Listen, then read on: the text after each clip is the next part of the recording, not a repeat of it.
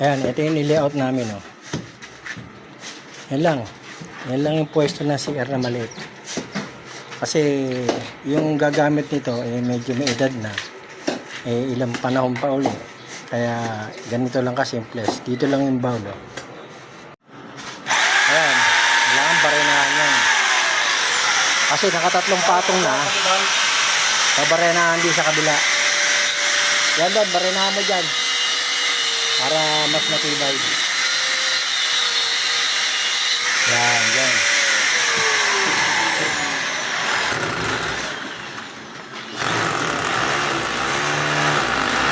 Ayan, ito na lang ang papalit na daan na to. Pero ito, nung bumili ako ng bowl, ito na, nagawa na lahat.